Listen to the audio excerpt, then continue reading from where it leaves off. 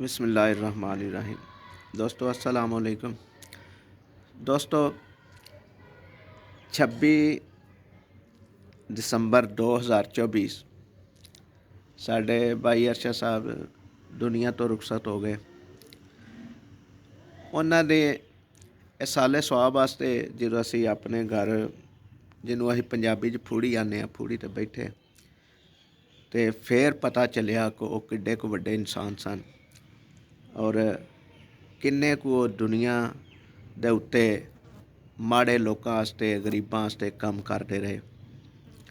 ਉਹਨਾਂ ਦੱਸਿਆ ਇੱਕ ਬੰਦੇ ਨੇ ਕਿ ਸੋਸ਼ਲ ਸਿਕਿਉਰਿਟੀ ਦੇ ਇਦਾਰੇ 'ਚ ਉਹ ਕੰਮ ਕਰਦਾ ਸੀ ਬੰਦਾ, ਫਾਤੇ ਵਾਸਤੇ ਆਇਆ।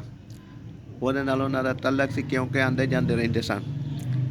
ਉਹਨੇ ਦੱਸਿਆ ਕਿ ਕਈ ਐਸੇ ਮਾੜੇ ਗਰੀਬ ਲੋਕ ਦਾ ਇਲਾਜ ਕਰਾ ਛੱਡਿਆ ਉਹਨਾਂ ਸੋਸ਼ਲ ਸਿਕਿਉਰਿਟੀ ਤੋਂ ਆਪਣੇ ਕਾਰਡ ਉੱਤੇ, ਕਿ ਜਿਨ੍ਹਾਂ ਨਾਲ ਉਹਨਾਂ ਦਾ ਕੋਈ ਰਿਸ਼ਤਾ ਨਹੀਂ ਸੀ ਔਰ ਕੋਈ ਤਲਕ ਨਹੀਂ ਸੀ, ਲੇਕਿਨ ਪਤਾ ਚੱਲਿਆ ਕਿ ਗਰੀਬ ਇਹ ਇਲਾਜ ਨਹੀਂ ਕਰਵਾ ਸਕਦਾ ਤੇ ਇਹ ਕਹਿ ਕੇ ਇਲਾਜ ਕਰਵਾ ਦਿੱਤਾ ਕਿ ਮੇਰਾ ਬੇਟਾ ਹੈ, ਬੇਟੀ ਹੈ ਜਾਂ ਮੇਰੀ ਭੈਣ ਹੈ। ਤੇ ਦੋਸਤੋ ਇਸ ਤਰ੍ਹਾਂ ਦੇ ਉਹ ਨੇਕੀ ਦੇ ਕੰਮ ਕਰਦੇ ਰਹੇ ਔਰ ਦੁਨੀਆ ਵਾਸਤੇ, ਲੋਕਾਂ ਵਾਸਤੇ, ਦੁਨੀਆ ਦੇ ਉੱਤੇ ਲੋਕਾਂ ਵਾਸਤੇ ਆਸਾਨੀਆਂ ਪੈਦਾ ਕਰਦੇ ਰਹੇ।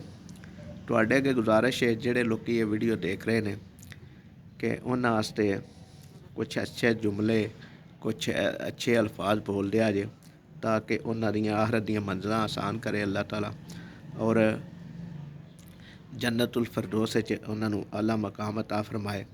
ਦੋਸਤੋ ਜਿਸ ਤਰ੍ਹਾਂ ਲੋਕਾਂ ਸਾਡੇ ਨਾਲ ਗੱਲਾਂ ਸ਼ੇਅਰ ਕੀਤੀਆਂ ਉਹਨਾਂ ਦੀਆਂ ਅੱਛੀਆਂ, ਉਸ ਤਰ੍ਹਾਂ ਅਸੀਂ ਤੁਹਾਡੇ ਨਾਲ ਉਹਨਾਂ ਦੀਆਂ ਗੱਲਾਂ ਸ਼ੇਅਰ ਕਰਦੇ ਰਹਾਂਗੇ। ਦੁਆਵਾਂ ਯਾਦ ਰੱਖਿਆ ਜੇ, ਚੈਨਲ ਨੂੰ ਸਬਸਕ੍ਰਾਈਬ ਕਰਿਆ ਜੇ, ਲਾਈਕ ਕਰਿਆ ਜੇ, ਸ਼ੇਅਰ ਕਰਿਆ ਜੇ ਔਰ ਤੇ ਸਾਡੇ ਭਾਈ ਵਾਸਤੇ ਦੁਆ ਜ਼ਰੂਰ ਕਰਿਆ ਜੇ। ਕਮੈਂਟ ਸੈਕਸ਼ਨ ਵਿੱਚ ਆਪਣਾ ਇੱਕ ਕਮੈਂਟ ਲਾਜ਼ਮੀ ਦਿਆ ਜੇ ਤਾਂ ਕਿ ਸਾਨੂੰ ਤੁਹਾਡੀ ਅੱਛੀ ਆਰਾ ਦੇ ਬਾਰੇ 'ਚ ਇਲਮ ਹੋ ਸਕੇ। ਅੱਲਾ ਨਿਗਹਿਬਾਨ।